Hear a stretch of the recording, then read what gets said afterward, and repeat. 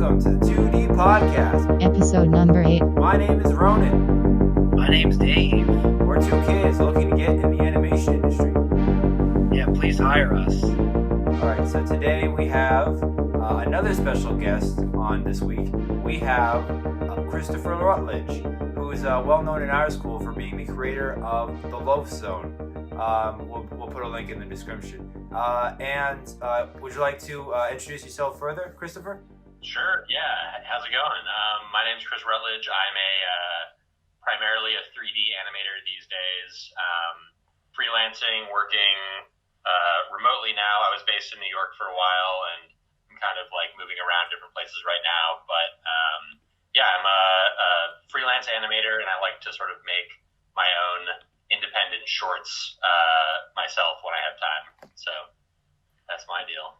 Yeah, I've seen a lot of the shorts on your Instagram. I don't know if you just make them whenever you feel like, but you have some pretty cool, like, very short animations that look really, really organic. Like, it's almost like it doesn't. I don't get the feeling of like even the Loaf Zone, which I think if people are watching this, they should check it out. Like, even that, I never felt like it was like watching Pixar. It felt, I don't know what was different, but it felt like really, really organic. I think your style is awesome. Yeah, it's not like Disney, like, oh, it's pretty funny. Totally, yeah, thank you. Yeah, no, I definitely wanted to like avoid that Disney style. I feel like it's really overdone these days, especially in feature film. It's like DreamWorks, Disney, Illumination, Blue Sky, Sony, like all these companies are pretty much doing the exact same style. There's like a few like very specific in the feature film world exceptions. Like, a lot of people will point to the Spider-Verse movie, which I thought was cool. They were doing like a toon shaded style. I wasn't like, it didn't feel like a big risk to me because they were doing it with like the most successful intellectual property of all time, pretty much. But it's still, it was cool they did that. And then my favorite feature films, animation-wise, are Shrek, which I actually like the whole series a fair bit, just because I love that it has that different style where it's a little bit more, it feels a little bit more like it's not trying to be like more pretty than real life. It's like trying to bring out kind of all those ugly bits and stuff. Yeah. So Shrek 1 is like forever going to be like kind of my favorite for that reason. It's also technically really impressive if you go back and look at it for 2001, like compared to like Ice Age, which came out like 2 years later or whatever. It looks so much better. But those movies, and then a really good one that I would recommend people check out if they haven't ever seen it, or if they haven't seen it in a long time, is Rango, which was like the only feature film. Yeah, it's the only one made by ILM, and I think that like the following year was when they got bought by Disney as part of the like purchase of Lucasfilm and stuff. So they're not going to do that kind of stuff ever again, I think. But that movie is so cool, and I love the realism. But yeah, thank you. I'm glad to hear that. My sort of plan when I was at school still, and like the style that I wanted to go for was like very stylized characters and stuff, but like very realistic kind of like rendering and lighting and like, materials, and kind of make it feel so kind of real that it's kind of gross is like sort of the thing that I'm trying to do, which I feel like I've gotten a little bit better at over time. But thank you. Yeah. Well, I Ronan, were you going to say something? Because I have a question. I was just basically going to agree with what Chris was saying. When it comes to his own films, for those, as a little preface for those who want to watch it or haven't yet, it's like, it's these very, almost like, they're like still like cartoony type like characters, but they're rendered in such a way, and they're like, I can tell when you like actually hand animate some things, but like there are like some physics simulations within it that sometimes it really borders on the uncanny valley, but the incorporation of like very, very like absurd humor just, I feel like, just makes it very whole and very entertaining, therefore. Yeah. I have a question. So like talking about specifically the Loaf Zone, I feel like that was like I told you yesterday that was like one of the main films that Pratt showed to us, like at every open house orientation, at that whenever they're, I guess they basically use it to like demonstrate their department, right? And it's really the storyline is really interesting. It's not a linear story; it's a bunch of different stories, like and they're really, really funny, and like they're really, really funny little vignettes. And I was wondering, like, how did you come up with that? Did someone suggest it, or? Totally, yeah. Thank you.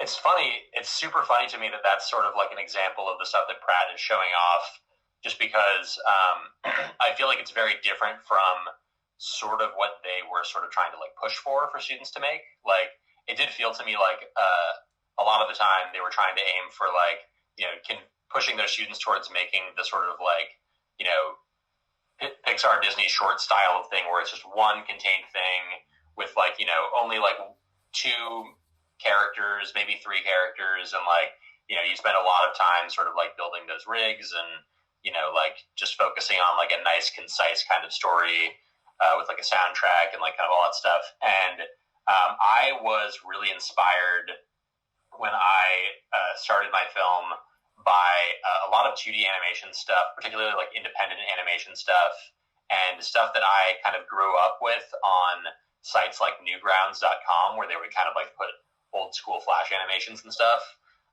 And there was a couple people on there in particular who made these sort of like vignetted series of shorts that sort of fit together, but sort of not, but are kind of in the same world. And one person I'll point to who was a really big influence in that respect was this guy, Alan Saunders, who's not super well known these days, but you can still find his stuff, and he was big on Newgrounds back in the day. He also goes by the name Alan the Box. I think if you go to his Vimeo, it's like vimeo.com/Alan the Box. But he was a big inspiration to me back in the day, and he's a friend of mine now, which is awesome. And I actually got him to do a bunch of voices for the Loaf Zone. So, for example, he voiced the guy at the end on the bench, and I think he voiced the person. He voiced the person in the store at the beginning. But he was like a really big inspiration, and his stuff is amazing. Like, definitely go check it out, because it's for sure like, you know, being slept on right now by a lot of people, I feel like. And then another person I would say was I was inspired by my friend's thesis project from RISD, which was like a 2D animated short, also sort of vignette based. His name is Simeon Kondev, and he made this short called Ladies Night that I really liked. And that was really the one that I feel like I saw it and I was like, this is what I want to make my thesis film like. Like, I really want to do that sort of vignette style. A couple others were Felipe Dupuy, who is another 2D animator who made a short called Talking Cure that I saw at Ottawa and a couple other places, which is all sort of like improv-based vignettes. And then another big one for me, for sure, was David O'Reilly, who, you know, is now he makes games and interactive stuff and filters for Instagram that are like basically shorts in the form of like a filter where it will like kind of put you in like put your face on like the main character, like, you know, who is like flying through space as they evolve from like a tadpole into like a monkey into a human and then they die, or like other crazy things like that. But he made this short a long time ago called The External World that was like all done in Maya. It was released in 2010, I think. It won some pretty big awards, and it was a bunch of vignettes, basically. Some of them linked together, some of them didn't, but they were all sort of in the same world. And the other cool stuff about it that I thought was that it was 3D, and I'd never really seen like independent 3D animated stuff before, like where it's like one guy could really make like most of the stuff on their own. I always felt like 3D was something that like you needed a big studio for. So when I first saw that sort of inspired me to like look into 3D and stuff.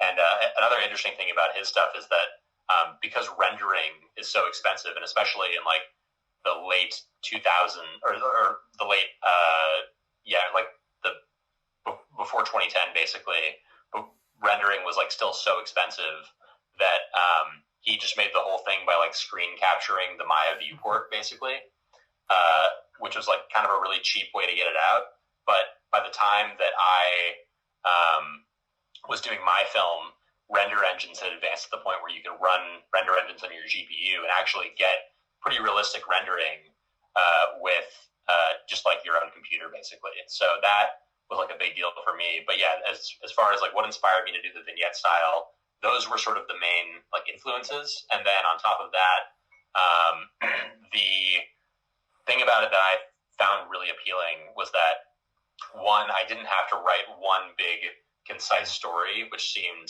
daunting. But then also on top of that, I didn't have to like just work on the same characters and the same, environments like the entire time working on thesis. It was really appealing to be able to like treat it as doing a bunch of little projects instead.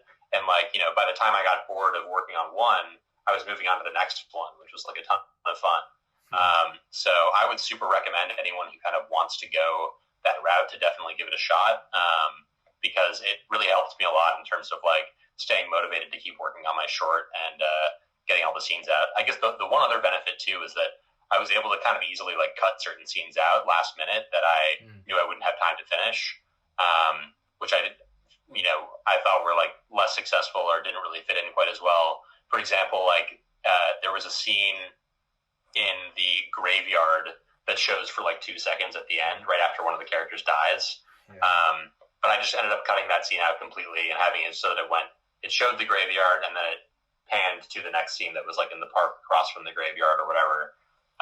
But yeah, I still have like my old animatics and stuff that are done in Flash that I can send you guys and you can share with me if you want. That would be interesting. Yeah, that'd be great. Yeah, I have oh my gosh, what was I gonna say? I do think that's. I was watching your film and I was thinking that same thing. I'm like, ooh, that would probably be good because then you wouldn't have to worry about this whole big story, and it has to be nerve wracking, like because they give you a year and a half to do this. Totally. Yeah.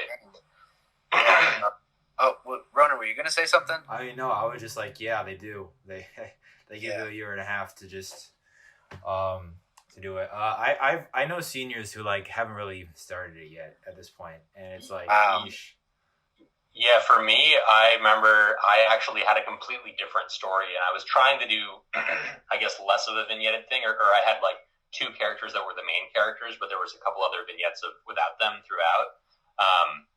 And it was starring these 2 characters, Beefwell, who's like kind of one of these characters I came up with a long time ago, who was the star of my like junior year, film that I made in a semester, and this monkey character that's with him on this island in that film. So it was going to be sort of a film with them, and they would actually have dialogue, and they'd be friends, and they'd have personalities and stuff. But I ended up, by the end of the first semester, so like spring junior year, the first semester of thesis, I like totally scrapped that story, like wrote this whole new story, and had a completely different animatic by the end of the semester, like for my whole new film, than I had like at the midterms of the semester, where it was like about Beefwell and this monkey, which I think I could also send to you guys if you want. And I have some really terrible, like the vertical slice I had to make from that, and like all this stuff that was terrible. Like I remember I really did the animatic like last minute of that semester, and I had to have a vertical slice for my final. Like it was like a rule. So I like busted out like a vertical slice in like 2 days of something from the old short, and then I showed that in the final, and then Peter was like, "What the hell is this? This isn't like part of your animatic." And I was like, "Yeah, no, I made a vertical slice, but I have this new animatic that I'm going to do instead now." So yeah, and I don't know, and it all worked out. So yeah, and Peter is Peter Patchen, the chairman of DDA. But yeah, he's nice. Ronan's friend calls him like what? Oh, what is no, it's not my friend. It's just me. I'm not gonna say it here. It's just like it's like Baldy or something. Oh yeah, it's like no. There's this like inside joke where I drew Peter Patchen like Baldy from Baldy's Basics, and like, and it's like Peter's basic in animation and learning. That's what it is. He's nice though. I like him. He reminds me of Dilbert. But anyway, so what did you like? Do you think that the Loaf Zone? I guess my next question would be like, if Ronan doesn't have a question, you can go. Okay. My next question would be like, how do you think that well, first of all, I'm curious to how you exhibited the Loaf Zone. Was it Radio City Music Hall that it was shown? Like, where did they show? No, is that what you guys are doing now? I don't even know. oh, I guess yeah, because of quarantine. Well, so when I was at Pratt, when I transferred there, like my sophomore year, I remember my friends who were seniors had their screening that I went to at BAM, which is where all of the film major screenings happen still. But the following year, for the junior year and then for my senior year, they had the screenings at the Alamo Draft House in Brooklyn, which was cool. I like BAM more, but I mean, it's still cool that it's being seen in a theater either way. BAM stands for Brooklyn Academy of Music, for those that music and art in general, I think. But yeah, it's pretty close nearby, Pratt Institute. Well, what was the audience reaction? Were you nervous to see your film projected? I was really excited because I invited a bunch of friends to come, and they were all pretty psyched. But it seemed like a great response. I was really happy, especially after having had critiques all year and people seeing it a million times, and there was one professor who's awesome, but I remember he was very concerned that people were going to get offended by the dick pic scene. And then there was these other girls who were in my year who were I'm not it's not gonna offend us. We're good. It's I mean that was a tricky scene because I wrote it in a way that I think was originally not super kosher, and I wanted to figure out a way to make it more palatable and not offend people, but still have the same joke essentially. Yeah. So my friend Hanisha, who was a creative writing major, I consulted for help with my script, and she helped me rewrite the scene so that it was this girl's boyfriend or guy that she was on a date with who took the phone and ended up getting hit in the face with a dick, and it just worked so much better. It was so much funnier, and it was so much less questionably gonna offend people. But my dad, he is so now he was in the room when they showed that film, and I was so surprised because my dad's 53 or 2 or whatever, and there was a bunch of parents like him, 50s, maybe 60s, and they saw that scene, and he's just across the board, no humor like that, no offensive humor. And I think the scene was done in such a way, I was so surprised because everyone was dying. My dad, I couldn't believe that's amazing. Hysterically. That's so awesome to hear. I'm so glad. Yeah, no, I mean, I think it's definitely important to be really careful with stuff like that. And if you're not sure about something that you're writing, or for example, if you're writing female characters or whatever, and you're a man, it's really good to get sort of some people to sort of help you write that and get some perspective for doing that kind of stuff. I wish that I'd ended up including more female characters in the Loaf Zone. That was definitely a thing that I kind of wanted to expand on more, and I have some ideas for how I'd go about that next time. But it's something tricky when you're a dude writing this stuff and you don't want to write for women, so it's it's important to get that sort of perspective, and that helped a ton in my process for sure when I got Hanisha and other people to kind of help out with certain bits. So would definitely recommend that kind of approach if you're working on anything like that. Yeah, I can relate to that because I've done things with female characters, and it's so difficult to really like figure that out. So I do consult, like, does this make sense? And I'll show something to someone and they're like, that's something a woman would never say. And, exactly. But Ronan is doing a film with a female character who's the central character. Yeah, protagonist. So he's got. I'm in for a wild ride. Like, nice. Just make sure you do your research on that. That's awesome. I need to do my research on women. Shit. I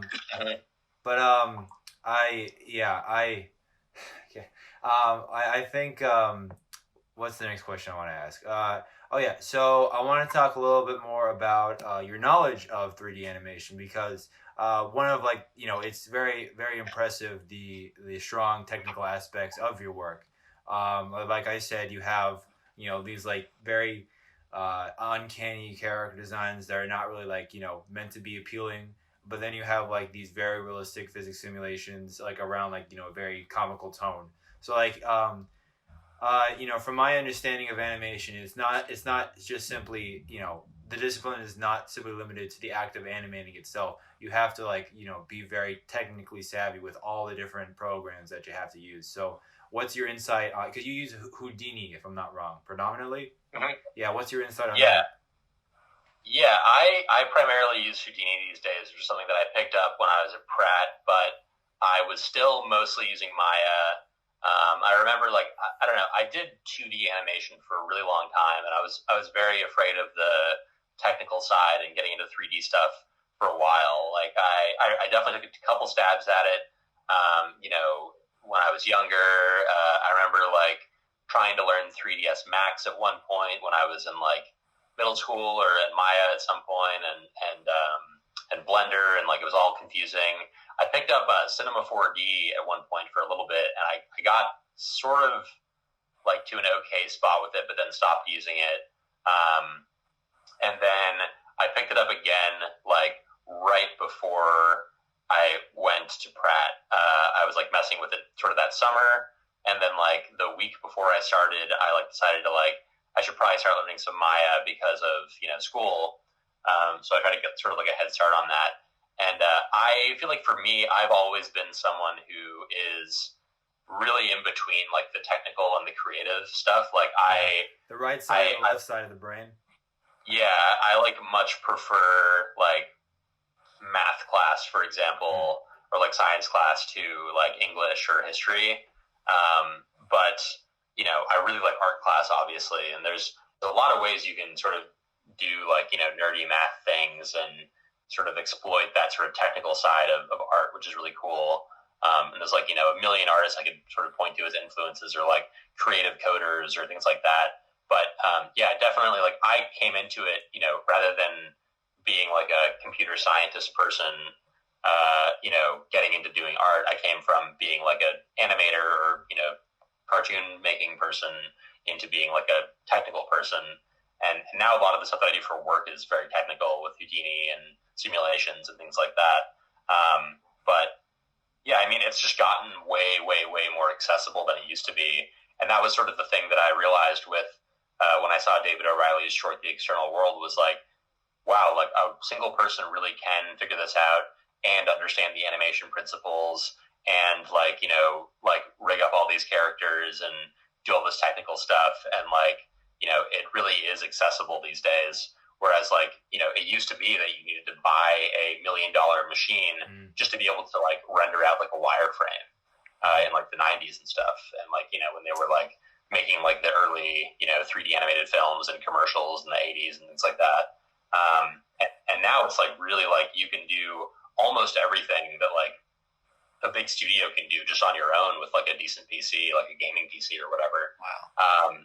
But I would really implore anyone who's, like, interested in getting into 3D stuff, or who thinks they might be kind of interested in that technical stuff, to try to not be afraid of it. And you know, I have a number of resources that I've developed also for people who are trying to learn, like HoudiniNerd.com and 3DNerd.com, where people can kind of, like, you know, read up on, like, where the, you know, in my opinion, the best sort of, like, free online resources are. That's the other thing too, is there's so many resources online for free now. So there's a lot that you can learn. But yeah, I'm definitely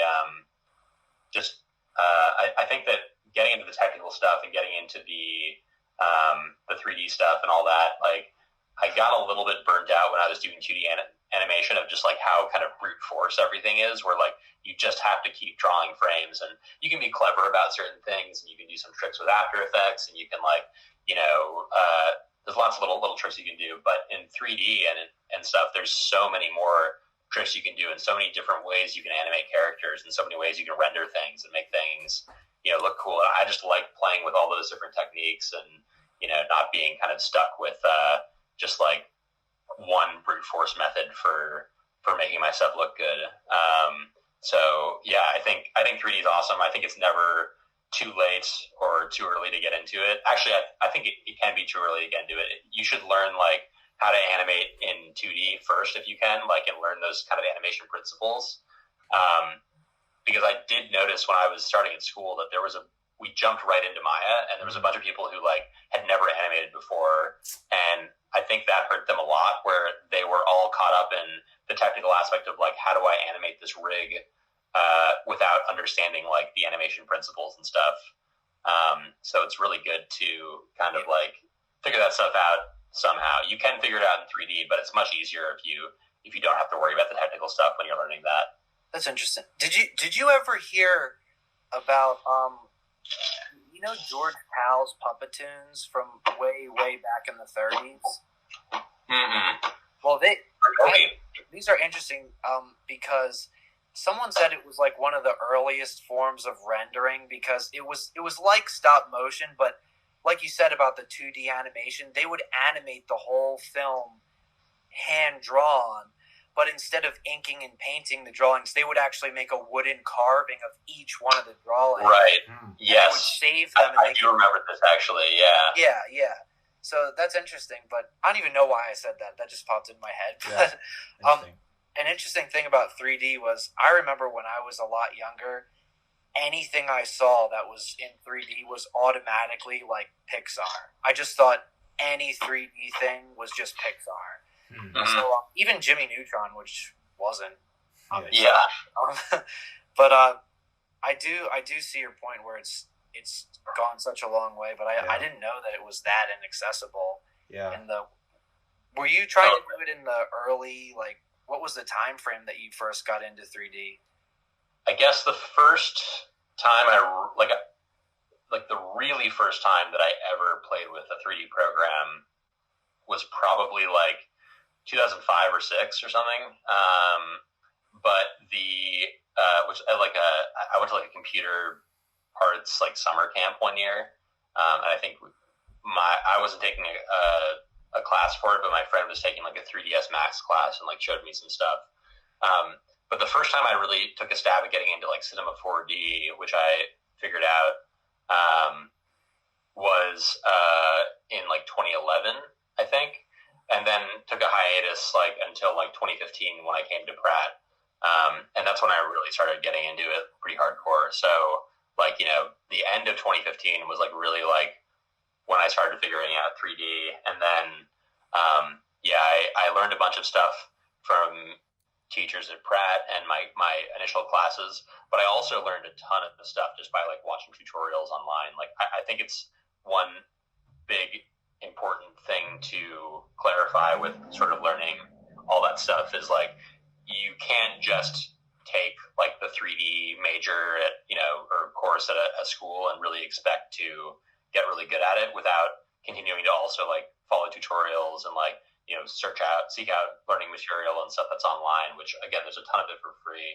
I feel like if I was teaching a 3D class, I would just like assign tons of tutorials for homework, but then like, do like critiques and like kind of help people with specific things in class or whatever. Yeah, it's definitely, crazy the amount of resources that are out there now. So yeah, anyone is definitely go for it. Yeah, there was this. Oh, sorry. Go ahead, Ronan. Thanks. I was going to say, we were talking about like you thinking everything 3D related is Pixar, even when it's not.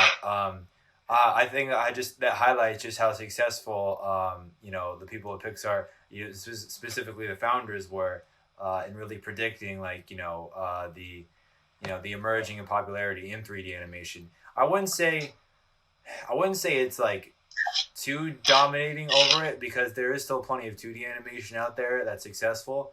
Unlike what my parents thought, I think. But that does transition to my next question, where it's like we're both 2D animators. That's why the animation is called 2D.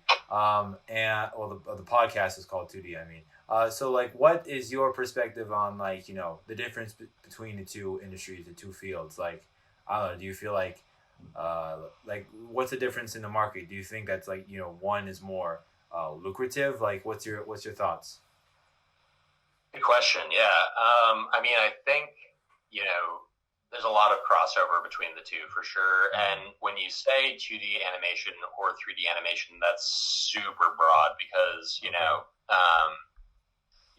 whether it's, in the commercial world or like the independent animation scene and stuff that's playing at festivals, there is, stuff like 2D cell animation, where you're literally, it's like Flash or Toon Boom or TV Paint, and you're drawing out most of the frames yourself, or Photoshop, I guess a lot of people use for that. And then there's also like more like motion graphics-y stuff, which is like kind of more frequently done with After Effects and stuff, and you can like rig up characters with all these, and it gets a lot more technical, but it's still 2D. And then there's like you can do kind of like 2D stuff in some of these 3D programs, especially with like Blender now. They have the grease pencil stuff, but even like if you technically it's all 2D animation as long as it's on like a screen, like you're making a flat image at the end of the day. And if you use like an orthographic camera in Maya or whatever, so that there's no perspective, it can just be 2D, even though you're working in 3D. And then if you toon shade it, it's 2D, and it's like there's all these kind of ways to sort of blend the line between the two. I hear a lot of people say that like 3D can be more lucrative or whatever, or like it's easier to find jobs for 3D. I think it's more frequently what people say, because I think you can be very successful doing either one. It's always good to like know more skills and learn more stuff, and be able to do 2D and be able to do 3D and whatever. I think, but yeah, there's still going to be a huge demand for 2D, I think, for, forever, basically, as well as 3D. And it's still, very popular in, commercials and TV and, shorts that you'll see online and in festivals and, wherever. And, as long as that stuff exists, there's going to be people getting paid to do that stuff. But yeah, the as far as like the working in like the commercial world, I do think that a lot of the work, especially the work that kind of pays the bills, is like motion graphics-y work, and it's going to be really easy to find jobs if you get good with doing kind of like motion graphics-y stuff. Not that anyone should like focus on that if that's not necessarily their passion. Like, it's definitely not my passion. But I do find myself getting booked a lot to do motion graphics gigs. And I have a lot of 2D animator friends who, wouldn't consider themselves to be motion graphics artists or motion designers or, mographers or whatever you want to call them. But like, are working in studios doing motion graphics, because that like really is what pays the bills. And that's like, what a lot of studios are looking for like commercial work and stuff like that. So yeah, and if you do work that you're passionate about, if you have like a nice reel of animation, I don't think you necessarily need to be showing off like motion graphics type work to be able to prove to people that you can do that stuff. It's really more about like just proving that you can do good work, and you'll get hired for kind of whatever that is. And if you can animate like a character, doing like crazy shit, you can probably animate like a toothbrush, like or like whatever they're gonna ask for commercials and stuff, because that's most of the stuff that I'm doing is like animating toothbrush commercials and things like that. stuff that I'm doing for, work most of the time in the industry. Yeah.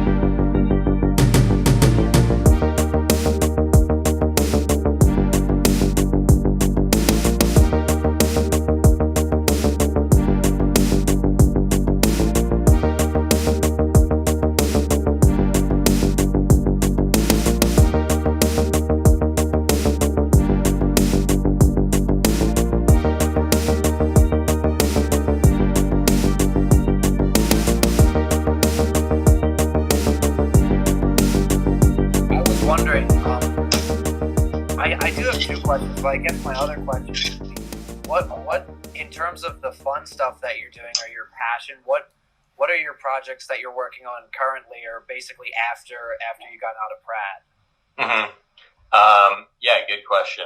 I am working on, I guess the main thing would be, I'm working on this short for Adult Swim with my friend Tom, who I made another short with about a year ago called Man's Best Friend.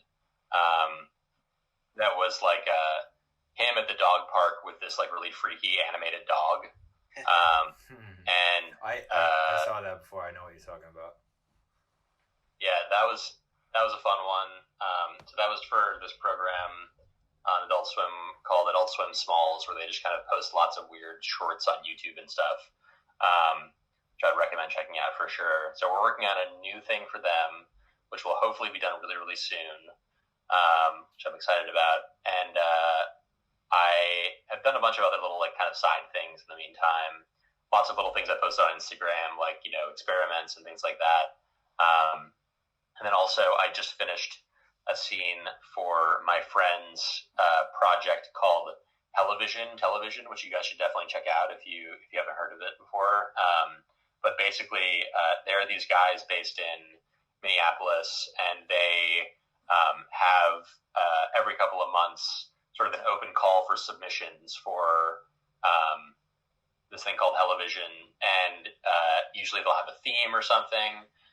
So, before this one, the last one was called Cursed and Blessed, and you could choose to make a short that was either cursed or blessed and send it to them, and they had this fun little online screening with them and everything, and it's a lot of fun to kind of contribute to those. The other cool thing about that is they get a lot of people who've like never animated before to submit, but all of the submissions end up being really fun and funny and like fun to watch together.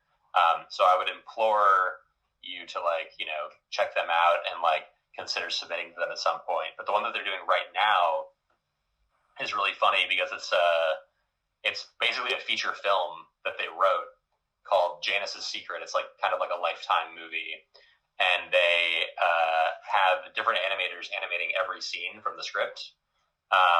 Kind of with something like Shrek Retold, if you're familiar, where they had a bunch of animators recreate that whole movie with everyone doing different scenes and different styles. So it's kind of like that, but it's an original thing. And I just finished a scene for that, and I think that is going to be screening in 2 weeks. I think the week after the election. Yeah. So and where can people find that? I think it's Hellivision.com. I'm assuming. I would just Google Hellivision. Okay. HELLA Vision. Yeah, HellivisionTelevision.com. But yeah, you can see a lot of old episodes that they have there, and it's really awesome stuff. They're making a very cool kind of little online animation community that will hopefully do local screenings again and stuff once coronavirus stops being such a big thing. Yeah. But yeah. Cool. What you just mentioned, I don't even know if it's worth bleeping out that word at this point. But he wants to bleep out coronavirus. It's called in this podcast we call it cat scratch fever. Oh, okay. Yeah. Here I'll say cat scratch fever, and you can edit it so that it says that. Okay. Well, did you ever hear the show Cat Scratch? No. Oh, well, that was one of my favorite shows when I was little, and whenever he says Cat Scratch Fever, I always have the theme song pop into my head, Cat Scratch. Maybe every time that that we mention this whole pandemic, we'll just play that in the background. Yeah, maybe. All right, so this is I'm looking it up right now. It's a real thing. It's a real thing. Yeah, it's a really, I think, well animated show, but I'm probably biased to it because I loved it as a little. Yeah, but we also want to talk about considering everything, how the animation industry is faring in this whole catch scratch fever. Studios have to close. There's nothing in person anymore. If there's anything in person, then you have to social distance. There's basically no theaters anymore, and if there's any theaters open, they're being practically irresponsible at this point. So what is your take on the industry during this time? Yeah, so in my experience, and I would consider myself to be very lucky, it's been pretty good because basically it started more or less in March with the lockdown. Yeah. And for 3 months, I had very little work. I wasn't getting hit up for very much, and that was a little bit concerning. And I'm a freelancer, so I'm not I don't work for any one studio. I'll kind of go wherever they want to book me, and I wasn't getting hit up for any work, and then in June I got hit up by my sort of main studio that I usually get booked with, and they have had me booked from then until now through the end of the year, basically. So I've been super busy with them. They've had a ton of jobs. A lot of people that I've talked to have been really booked up. I've had other jobs that I've been doing on the side or on weekends or at nights or whatever. But it's been really, really busy. I think that a lot of it has to do with the fact that animation is work that can be done remotely pretty easily. Versus live action. Yeah. So even a lot of live action stuff is getting replaced by animation. There's a bunch of music videos that a bunch of 2D animator friends of mine have worked on for Billie Eilish and Dua Lipa and I think there was a Doja Cat one and some other ones that are just 2D animated music videos that you probably wouldn't have seen from these artists unless it were for this pandemic where they made it much more difficult for them to do live action stuff. And I think live action stuff is sort of starting to come back, but it's all in a very limited capacity. So it's and I'm sure that a lot of the unions and stuff in LA are kind of regulating how much, how many people can work in a space, and, shoots have to probably mostly be outside, and, everyone has to wear masks and blah, blah, blah. But it's still, for animation, it's just we can just upload stuff to the internet and, Zoom with each other. And it's been fun to be remote too. I really like being able to kind of work from wherever and not being stuck in New York necessarily. So I've been moving around a bunch and, going to Boston and Vermont and Indiana, and I might make my way over to LA. I think my girlfriend and I are gonna move out there in a couple months. Try that out for a bit. But it's been good. It seems like there's a lot of work.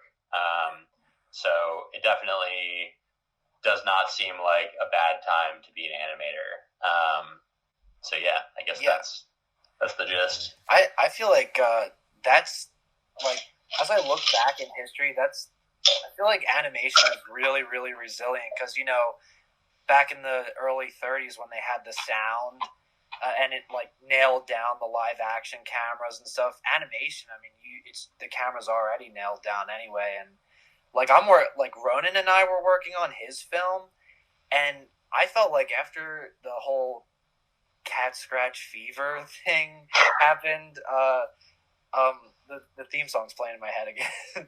But after the whole cat scratch fever thing happened, I felt like our work sort of almost went a little bit faster because we were Zooming. Before it kind of was difficult to gather together, but then when you're Zooming, it's just you want to Zoom, you don't have to worry about the logistics.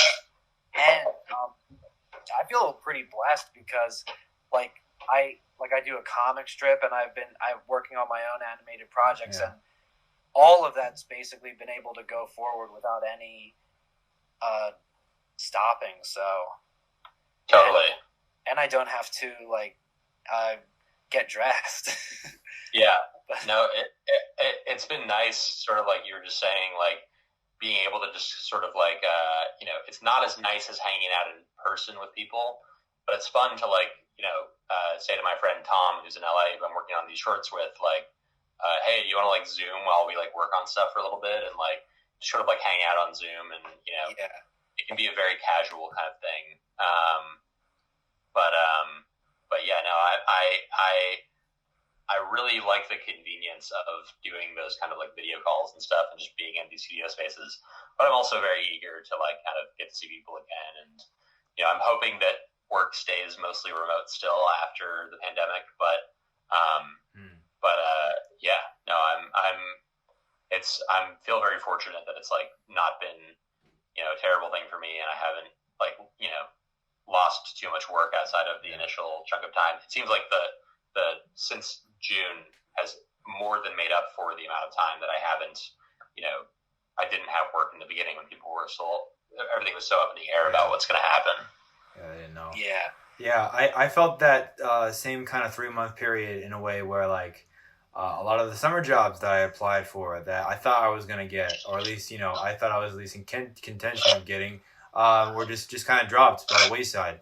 And there was 3 months where I was just what the heck? I didn't know what to do. So me and Dave were working on this film, which is currently on hold right now because, I'm in school. Because the pandemic of schoolwork. Yeah, the pandemic of schoolwork. Exactly. You can transfer through Zoom. Yeah, true. Yeah. So, I had to set aside time for that. I was also lucky enough to actually get a job on campus. And currently I am working on a freelance job myself. It's very sporadic, what with the work I get, but right now we're on this larger, we're just beginning a larger project. I won't give too many details, but it's pretty exciting. The industry is changing, and it's probably never going to be the same because of this. And we have our people in the White House to thank, I guess. I don't know.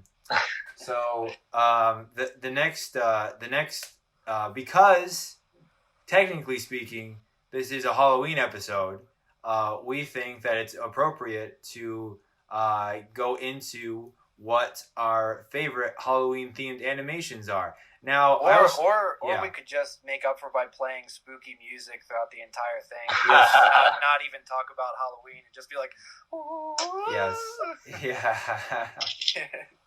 No, I'm just kidding. Okay, so no, we're probably not going to do that. We were talking about what a Halloween special would be in the previous episodes. This is it technically. I know it might. We had an unexpected guest the week before, so this special guest might seem a little less, I don't know, exciting. But we'll probably make up with it by adding little Halloween.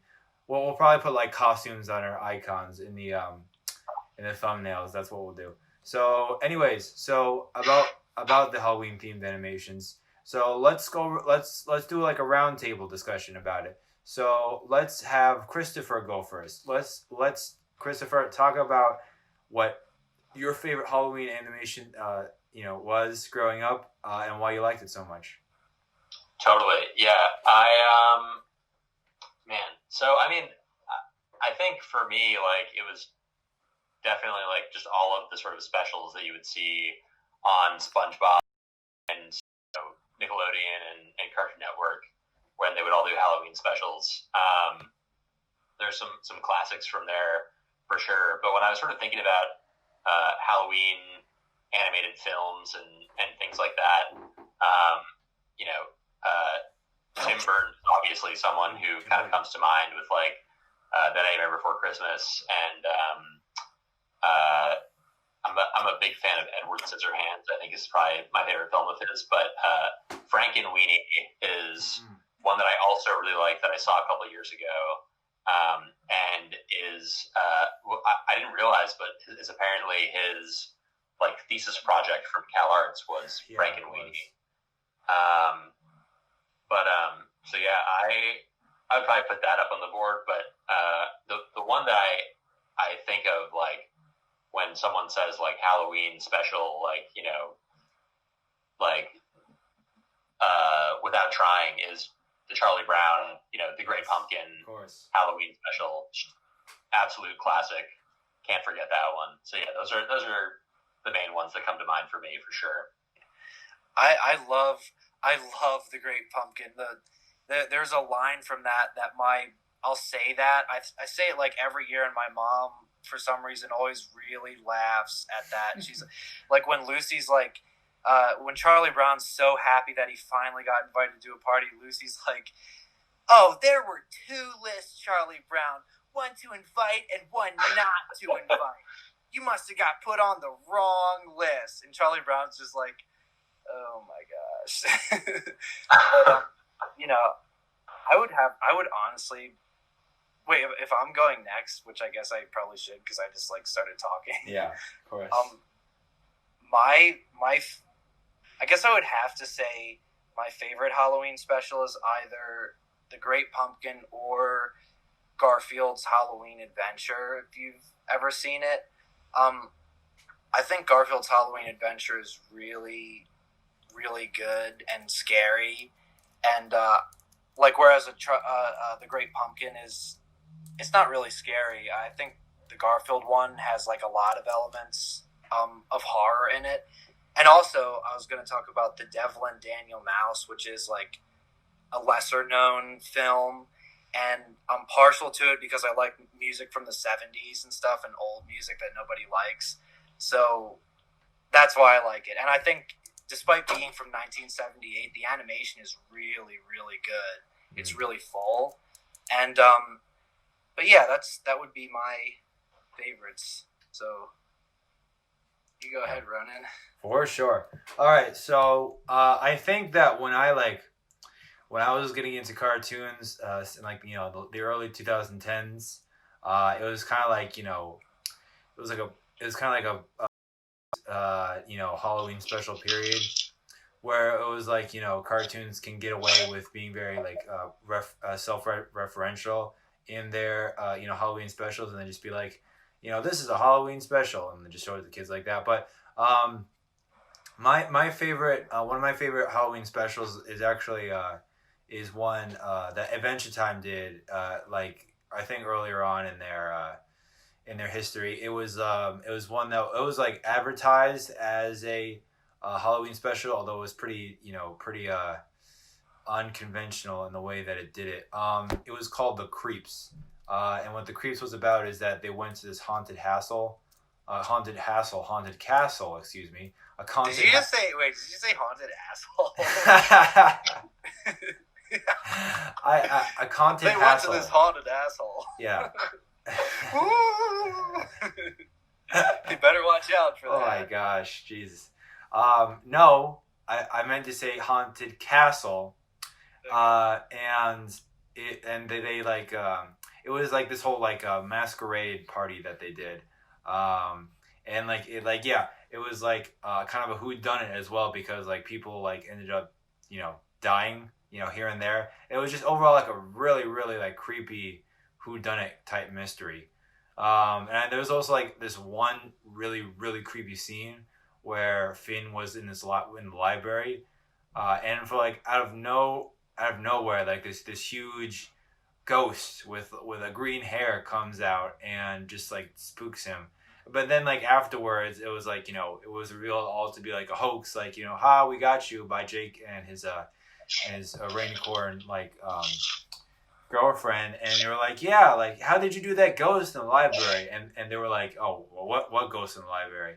And so it was like, oh shoot, that was real. That's what he found out. Classic. Yeah. I remember that. I think I haven't seen that in years. Yeah. But anyway, that's awesome. So, do we have any more questions to ask Christopher? I'm sure we do. Yeah, let me look through them. So, um, we still have a good few more minutes left. So we still have 6 hours left. Yeah, we still have 6 hours left. So I think that we can talk a little bit more about.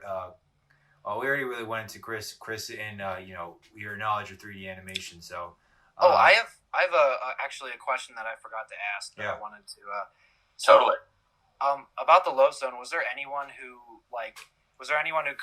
tried to, like, since the story wasn't really conventional, was there anyone who tried to dissuade you from it, or were people mostly like, yeah, sure? Yeah, for sure. Yeah, I mean, I would say like overall, people were definitely supportive, but I remember mentioning the idea of like wanting to do vignettes, and there was a professor whose class I wasn't in. I think he was just in the same room when I was saying this, and he was like, "Oh, they're not going to let you do that. Like, they're not going to like that." You can't wait.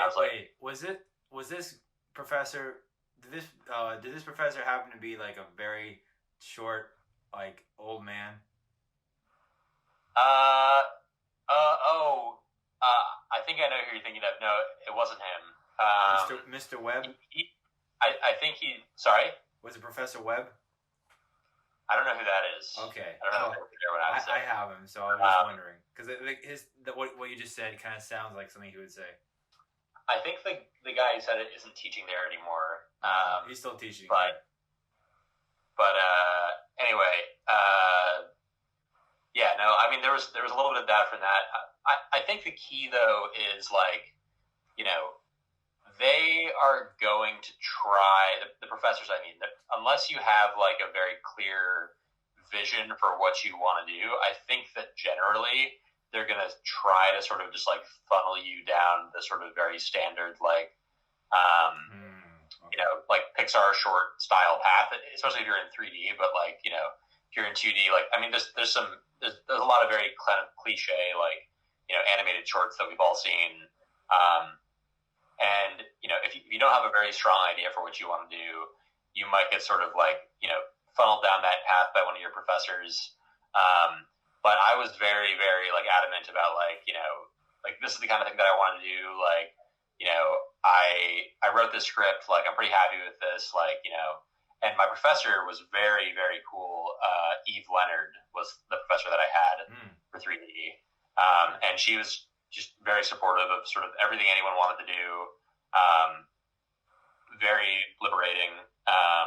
But also, very strict about like, if it doesn't look like you're meeting your deadlines, like we're going to have to like, make cuts and like simplify your stuff and blah, blah, blah. And so you had to make sure to actually like, hit that stuff. But, anyway, I think that, yeah, if you have like a strong idea for what you want to do, they'll pretty much let you do whatever you want.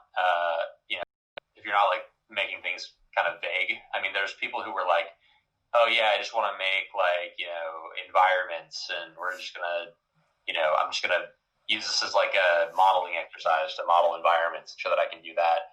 And like, there's a lot of like, resistance to ideas like that when there's like, they're not very sort of like planned out. But if you have a very specific idea in mind of what you want to do, like bring that to the table and they'll usually be cool with it. Because overall they're very flexible with anything you want to do as long as it's under 4 minutes. And in fact, it can even be over 4 minutes, but you're sort of just discouraged from doing that because they won't screen it. They won't screen the longer version at the screening at the end of the year if you have it too long. Yeah, so there's that, and I guess there was something else I was going to say relevant to this point. Hold on, let me think for like 1 second. Yeah, that's fine. I remember now. So for me, like one thing that helps a lot when I was figuring out my whole thing. What year are you guys at Pratt, by the way? Yeah, we're sophomores. Okay, sweet, perfect. So for me, I made it, and when I started at Pratt, the things were structured a little bit differently. We didn't have the studio classes yet. We got the studio classes when I was in my junior year. So I only had Studio 3, but I didn't have Studio 1 and 2, where for anyone who's listening who didn't go to Pratt recently, you have these studio classes where you have to make a whole film over the course of the semester. And then, your last 3 semesters, you're just working on your thesis film. But basically, despite not having the studio classes, when I got there, I sort of early on made it my goal to try to make a really ambitious project every semester. So I remember with my compositing class, I thought out this big, extravagant short film that was 2 or 3 minutes long that I made for that, and that was sort of my big project that semester. And then the next semester, I made I was taking film classes at Pratt as well, and I made a live action film that was 12 minutes long. That's so bad. That's called Jimothy's Cigarette Adventure. That's on my Vimeo, and it's about this guy who gets addicted to cigarettes and has this guy with a cigarette costume following around, and it's really stupid. But and I was terrible at doing live action stuff. So that was my ambitious project for that semester, and I learned a lot from that. And then the next semester I made my short Beef Well, which was all done in Maya and was all 3D and was all done in the viewport. I didn't actually render it. I sort of did it David O'Reilly style. All of those things were sort of my ambitious projects. And I had heard from listening to interviews with directors and stuff that you just got to make stuff, and you just got to make a film, even if you know it's going to be bad, you just got to go through the steps of putting in the effort to make an ambitious project so that you can fail, so that you can then learn from that and be successful later. So you can then be blacklisted and never ever make a movie again. No, I'm just kidding. Yeah, I mean, hopefully not. But yeah, I mean, that was sort of my attempt to do that at Pratt, was make an ambitious project every semester and get to the point where I'm not terrible at making longer form projects by the time that I am working on my thesis project, so that hopefully my thesis project can be good. That is because those projects were not good. I mean, I think Beef Well was okay, and that was the 3rd one that I did, but it really made it possible for me to make my thesis project what I wanted it to be and as good as I wanted it to be, and I'm still pretty happy with that. But the other ones are they're fun to look at, but they're I'm kidding myself if I act like they're anything other than garbage student projects. So yeah, if you want some inspiration to see how terrible my stuff was back in the day, you can go look at that stuff. It's mostly on my Vimeo. I remember I think the worst feeling ever is working so hard on something and getting a lukewarm reaction. I remember when I was in 2015, the summer of 2015, I made one 2-minute long cartoon, and I didn't know anything about computers, so it was crazy the way I did it. I killed myself doing it because I was doing the animation, and I traced over it and cut it out like a crude version of cells and photographed it. So I was hours and hours and hours, and I was passing out from the smell of the permanent markers. And then I got it finished, and I showed it at my parents and a bunch of neighbors had a party, and I showed it at the party. It's this is my big moment. Oh yeah. And they watched it, no laughter at all. And I was oh my gosh. And the one kid's dad was all right, that was great. And then he was he did the little clap with his hands, the pity clap, and it's oh no. I took the DVD and I was I feel like breaking it, but yeah. But I do understand. It is important to get those bad ones out of the way. And totally. I have another question. Mm-hmm. I know that the thesis film project is a really big project and really stressful. I would think it's stressful, but all the ones I see are pretty good. Were there any? Do you know of anyone? I mean, you don't need to mention their name, but do you know of anyone who couldn't get it done or Oh yeah, totally. Yeah, no, there's I mean, there's people who drop out and people who can't get it done, and like, I mean, it's really the kind of thing where you have to be passionate about this stuff if you're going to do it. You can't just be like, I guess I'll do animation because it sounds fun, and not really get into it. Like, it's not like going to school for economics or whatever, where by the end you'll be able to get a good job regardless of how excited you are about it. It's like really a competitive thing where you need to be psyched about it. The way I think about it is like, if it's something you're passionate about, like, just go for it and like work really hard at it, because you are going to have like I think of it sort of like in a video game way, where it's like you're going to have like a 10x multiplier on your experience for learning stuff through just being passionate about it. Like, if you're excited about stuff, you're going to you're going to want to seek out more resources on it. You're going to want to like spend more time working on it. And it's not always easy. Like, that's the thing about the long form projects, is because like it's easy to make a short thing. It's easy to make a thing in like a day. That's cool. But like when you want to make like a thesis project or whatever, it is grueling. Like, it's not like, it's hard to stay motivated, especially like once you get to like the halfway point or whatever. It's like, man, this is so much more work, and I don't know if this idea is good anymore, and I don't know about this, and blah, blah, blah. And you just have to like trust yourself and like be like, when I came up with the idea, it was good. It's still good. I just got to follow through with it. I just got to finish it. And yeah, that, will help a ton. I don't even remember what the initial thing you asked was now, but I don't even remember it either. Yeah. There's a ramble on. Yeah. Well, rambling is fine. It takes up plenty of minutes, but, so my question that was, rather not question, just the point, that develops from what you're saying. And that what it seems like what you're saying is that it really, it almost doesn't matter too much about the quality of it, more just like, the process of it, getting it done, and learning the process.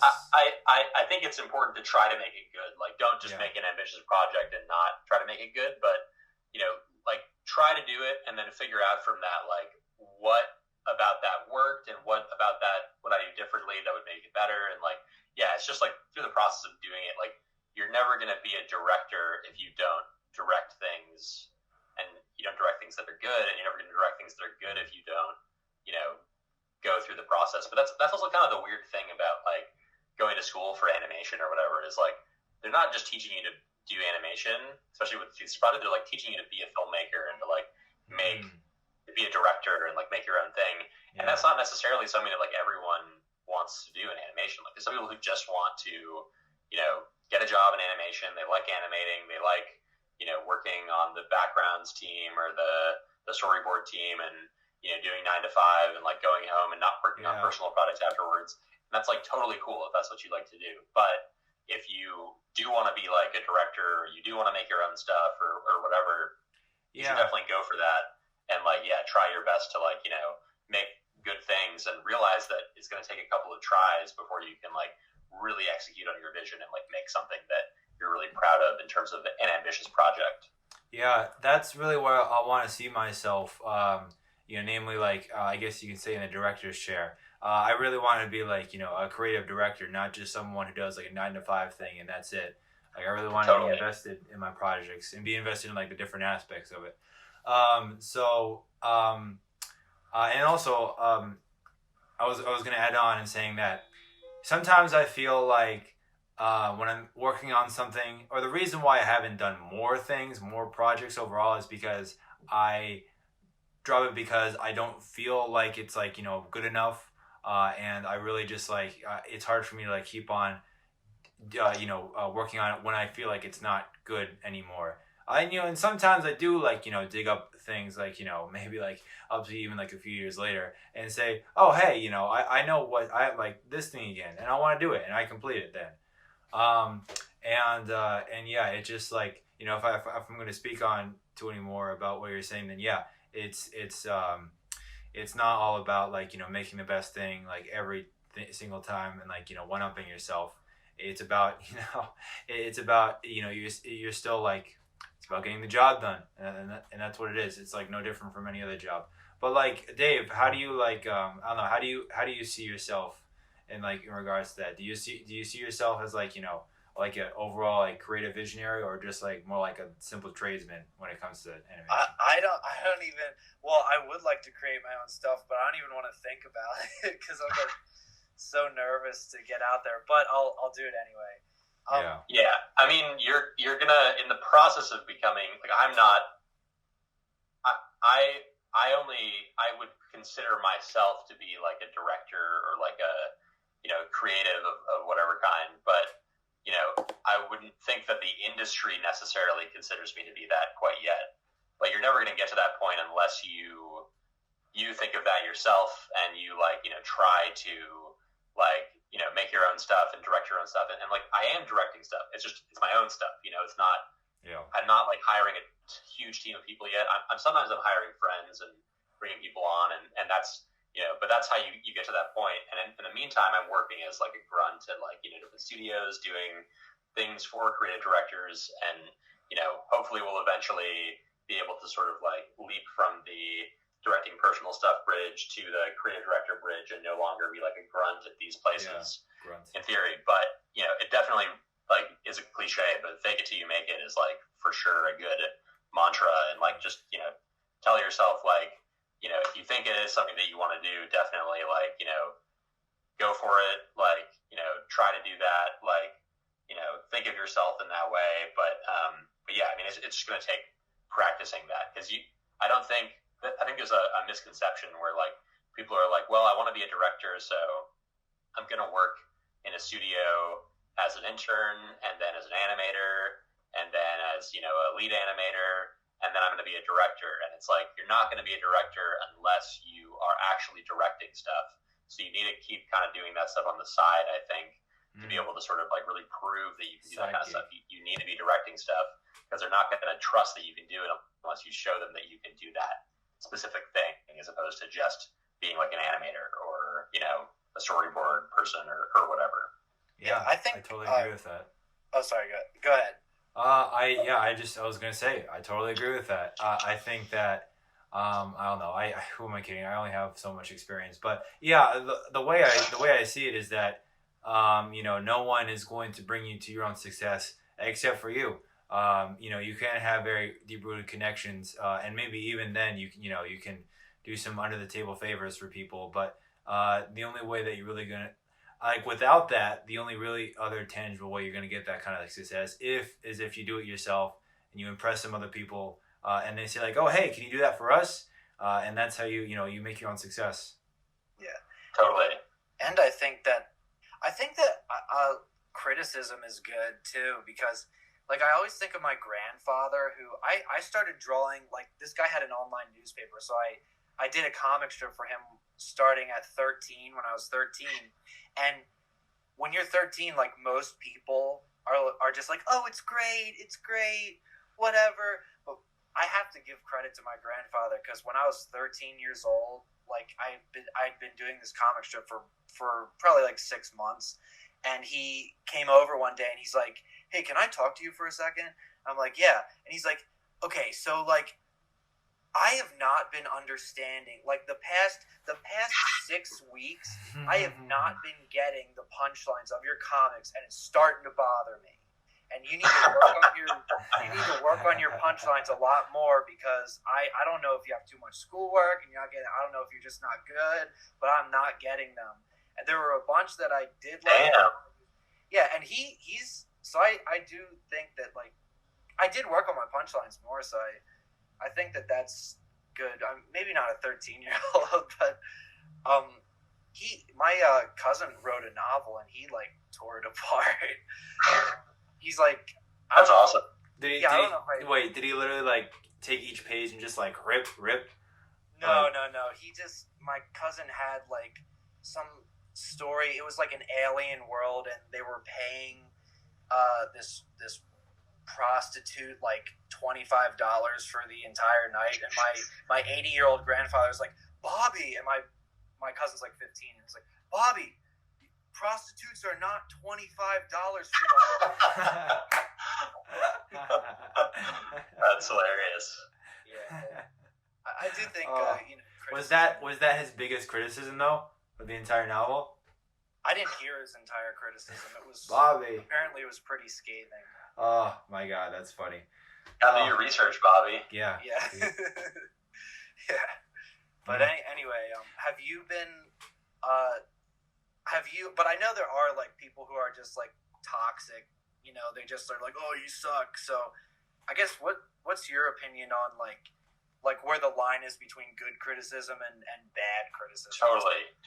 Well, I would say for one thing, something that really peeves me is when people give you criticism or feedback when you're not asking for it. Like, for example, if you like post a sketch or whatever on like, Instagram, and you're not like, hey, I would love feedback on this, and someone like gives you a critique in the comments, it's like, all right, like nobody asked you. Like, well, but to be all fair, you did say feedback is available, but yeah, you're not expecting like a whole essay. So what I meant was like only if you're saying like I would like feedback on this, like should someone give you feedback. But if you're not saying that, if you're just posting a thing, I would always assume they don't want feedback. Like if you feel like you should give them feedback, resist the urge. If you really want to give them feedback, you can give them a DM and say like, hey, I have some thoughts on this. Would you like feedback? But don't just give them unsolicited feedback. I think that's always like not a kosher thing to do.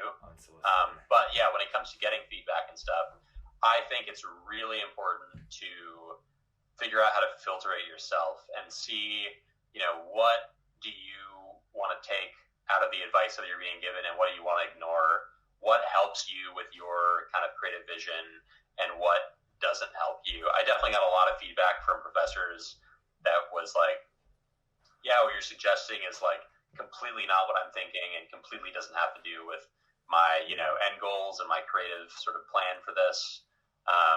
So like, thank you, but like, I'm just going to ignore this, like is what I say in my head, or like, if you want feedback, it's also sometimes good to like specify like, here's what I want feedback on, because like, if it's, the last, like the day before the assignment's due, like you're probably not looking for feedback for very many things. You probably just want feedback on like, oh, hey, should I like, edit any of these clips shorter, or should I like change the color on this or like whatever, but like, you're not looking for like, changing the story completely.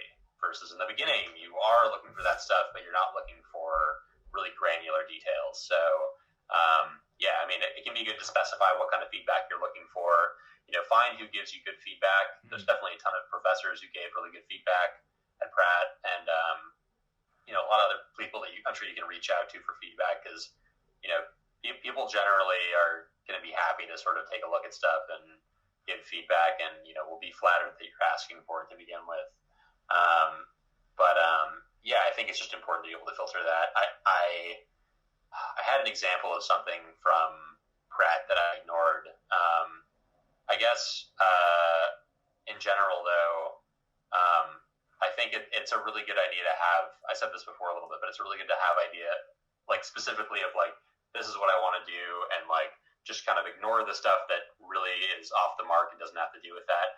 I remember like one professor told me that like in an intro shot for the Loaf Zone, I originally had an idea that had come from the previous short that I was making, where there's like this like balloon salesman who like sold these kids balloons, and there's this one kid who would keep like popping the balloons, and like it would really like get his goat and like upset him. And so like the balloon salesman like retaliates on this kid in this like really dark way by like pulling a balloon over the kid's head and like suffocating him and killing him. Yikes. And then like he like ties the kid to like a bunch of balloons, and like the kid's body like floats away in the air. And so I was gonna like I ended up not using that short at all. Like that was part of the beef well short that I mentioned earlier. But I was gonna kind of nod to that idea in the Loaf Zone by like having part of the intro have like a dude floating away attached to a balloon. And I guess it reminded one of the professors during my critique of like Don Hertzfeldt and like Billy's balloon or whatever. And I actually haven't watched that much Don Hertzfeldt. I think he's funny, but I need to watch more of his stuff. But like the teacher was just like, oh, it seems like you're ripping off Don Hertzfeldt. Like, I think you really got to like change up your vibe. It feels like it's just ripped. And I was just like, I'm not worried about that. Like, I haven't even seen his stuff. Like, I'm going to do what I'm doing, and I think it's good, and you're the only person who said this to me, so I'm just not going to worry about that. It's like sort of an example of, like, you know, ignoring feedback, I suppose. But, yeah, don't sweat it when, you know, you're getting feedback that you're not appreciating or that you don't think works for your stuff. But, yeah, definitely find those kind of core people who can, like, really understand where you're coming from and, like, give you feedback directed specifically at, like, what you need, I suppose. Yeah, I felt like when I was a lot younger, I totally agree with everything you're saying, that you got to find the right people and not necessarily like people who are just going to yes you, but like people who understand what you're trying to do. Yeah. And I remember like there would be people who just like didn't understand what it was or totally weren't the audience, and they would be like, you know, say something off the cuff or whatever, like I don't even remember what they would say, but I would just feel so like, oh my gosh, it's completely awful. And like if it was only one person, like if there were like 90 people who said they loved it or loved some aspect about it, but one person said it was bad, then I would be like, oh, it must be awful. Yeah, I don't know what Ronan's opinion on that is. Well, my opinions on it is just that you can't go around cherry picking. You can't go around like only listening to people you want to listen to. You have to be open to feedback, however harsh or not harsh it is. Take into consideration. And then again, I think the way that the Pratt Institute has really I can say like the culture of criticism at Pratt. Well, first of all, I wouldn't really call it criticism. I think I would call it like what was said before, like critique, because there are a lot of people from different disciplines critiquing people of other disciplines, even though like that might not be the area of their specialty. In that way, I think it's special because you can I think that way you can enhance your own practice. But in other ways, like you just get feedback. They're like, "What the hell are you talking about?"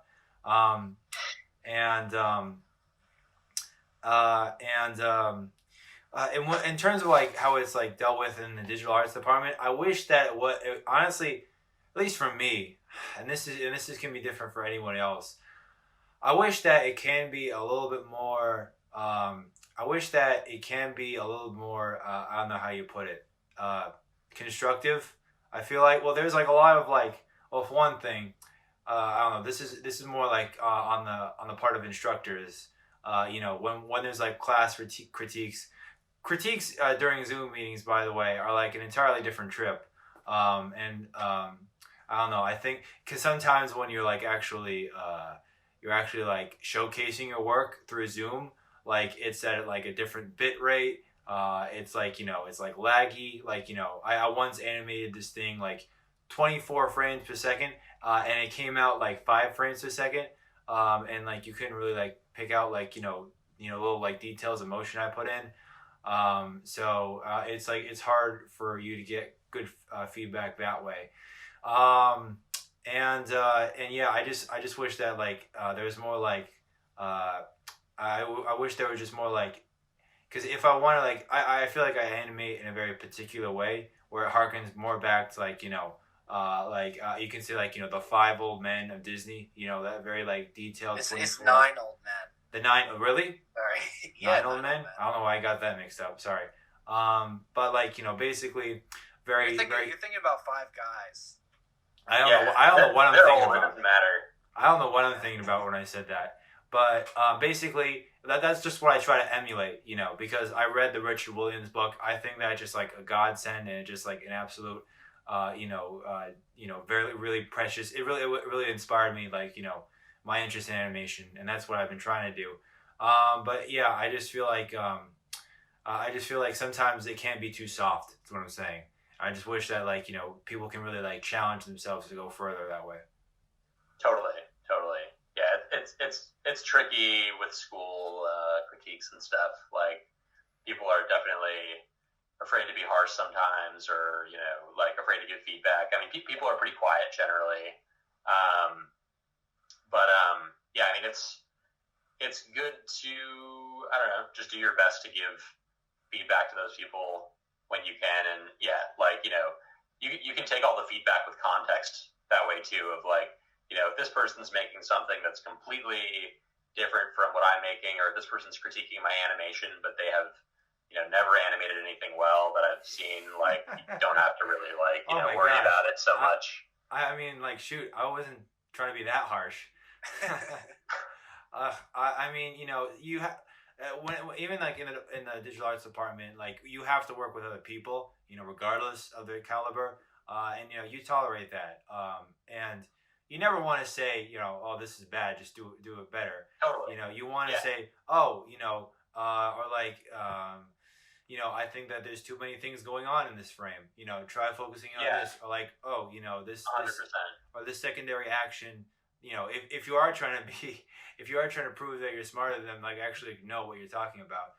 But and I think for me at Pratt, that some of the teachers did a really good job of, like, being really harsh on the students who were clearly trying their best and doing really good jobs, and like, like, were like the sort of the head of the class. Like, they would, like, give them really tough critiques, and the students who seemed like they weren't quite, like, putting their effort in, and like, like, didn't seem like they were, like, really giving it their all, they would, like, be kind of nicer to and try to sort of, like, in a way, like, console into, like, getting excited about, like, doing things, and maybe, like, putting in more effort to their assignment next time around or whatever. Because if you're just brutal to everyone, including people who aren't trying, you might just, like, completely, I don't know, it's not going to help them at a certain point. So you got to kind of cater your critique to whoever you're talking about, I guess.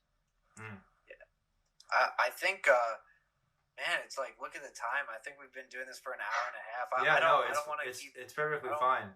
But I don't want to keep Chris.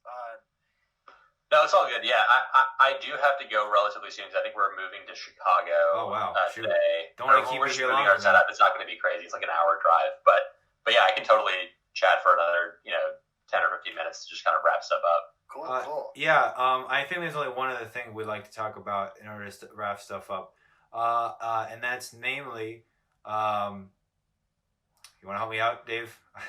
What? Have you ever just, like, had a thought, or at least you thought you had a thought, but then you, like, actually think about it and it's not there? You just start saying, like, and the next idea, and the next thing we're going to talk about is, and then you're like, okay, just come on. Help me out here. No, honestly, I think it's fine. We talked about what we wanted to talk about. Well, no, wait, I have another question. Okay, so this will be it. I always start with, I have another question. I'm going to sound like an idiot, but my other question is, how like, after you finished the Loaf Zone, where was your path from there to where you are now? Like, did you utilize that to get jobs or something? Yeah, good question. So I got a couple things out of the Loaf Zone. One thing was, a year before I graduated, I did a studio tour of Frame Store that our professor Eve took us on. She does a bunch of tours to different studios and stuff. She took us to Frame Store, and they do a lot of, like, crazy 3D commercial stuff, and I think some 2D stuff, but I think it's mostly 3D and, like, kind of VFX-y things. But we went on a tour there, and the person who took us on the tour was the studio coordinator. So she was, like, in charge of hiring people. So she was like, oh, hey, you guys should, like, send me your reels and blah, blah, blah. And, like, send me, apply for the internship and send me your thesis projects when you finish them next year too. And so I sent her my stuff. I applied for the internship. Didn't get it. Never got any internships when I was in school. That stuff is super hard to get it. And it usually ends up going to people who are, like, kind of overqualified for those positions anyway. But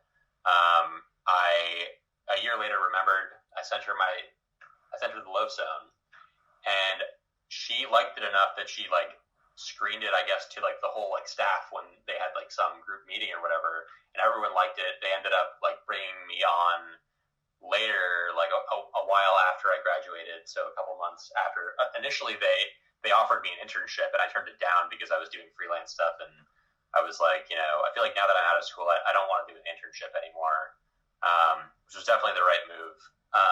But so I basically got that gig through just that tour and through cold emailing her my, thesis project afterwards. And I got a booking there for a couple of months, which was cool. And they actually asked me if I wanted to go full time with them, and I declined because I was enjoying doing freelance. So that was a really cool thing that came out of that. The other cool thing was that I got connected with Adult Swim because my friend happened to be interning for Adult Swim, and she showed the Loaf Zone to this guy, Dave Hughes, who makes this show called Off the Air, which is like kind of a big, or not, it's not huge, it's sort of an underground show that they do, that they screen at like 4 a.m. every once in a while. They'll do like, an episode every few months, and it's basically just like an episode with a theme, and people submit stuff all based on this theme that he curates, and sometimes it's stuff that already exists that he just grabs from the internet, and like gets permission to include in the episode. And then he edits all together, and he asked me if I wanted to do a clip for the episode sound, and for that I made this short couple months after school called Sensitive Hearing. And then from there I ended up doing the small stuff with them, and more stuff, and it's been kind of like a cool relationship I've had with them that has been really awesome. I really like working with them a lot. It's definitely not enough work to like pay all my bills, but it's like really fun projects that I'm getting to kind of direct and like are my own thing, and so it's like a good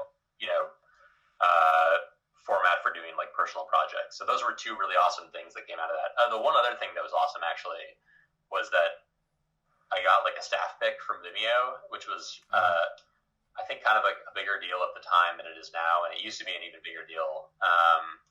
But it was a cool thing to get, and then I ended up getting Best of the Month also, which was like, it got picked as like I think it was like the comedy short of the month, as opposed to like the animation short of the month or whatever. And the cool thing about that was that they then invited me to come screen it at Vimeo's headquarters in Chelsea. So I went there. That was a lot of fun. Chelsea, New York? Sorry? In Chelsea, New York? Yeah, like in Manhattan. Yeah, that's where their office is.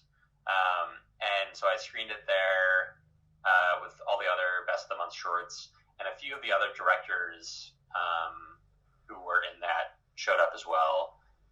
So I got to meet them and stuff, and that was like a cool way to make connections. But it did really badly though in the festival circuit. Like it didn't get into almost any festivals, which I was really bummed about. That was kind of like one of my main goals with it. But I am pretty happy with the way that everything turned out, and like was psyched that a lot of people got to see it online. And I'm really glad to hear that a lot of people at like Pratt are still watching it, and that people are digging it there. That's like really cool. So I think it's one of the rare films that is like it's inappropriate, or it's like a little bit off color, but at the same time it's like something that I don't want to call it a family film, but it's something that people like. What amazed me was that was probably the only film like that where there were people who were like families in the room completely together who would watch a Pixar movie, and here's this film that's like almost R-rated and they're all like laughing. No, I like that level of humor where it's not like Sausage Party, but it's like it's a little bit more adult, and I hope that there gets to be more stuff like that kind of can go more mainstream, and like there can be more features that are not so geared to kids. Like I feel like again, like Rango is a good example of something kind of like that. But yeah. Well, thank you so much for real being on our little show. You were one of the best guests we've ever had. Yes. We've only had 2 guests. Well, that's kind of insulting to the last guest we had, but okay. Yeah, well, you are the second guest. No, all the guests we have on are great. But yes, as Dave said, thank you so much. Yeah, he's not gonna like it when he watches this part. But thank you so much, Christopher, for being on this show. The outro music should have been started right now. Be sure to subscribe, like, comment, do all that jazz to make sure the algorithm recognizes us. And you have yourself a nice day. Say bye, Dave. See ya. See you later. Adios. Nice. Bye.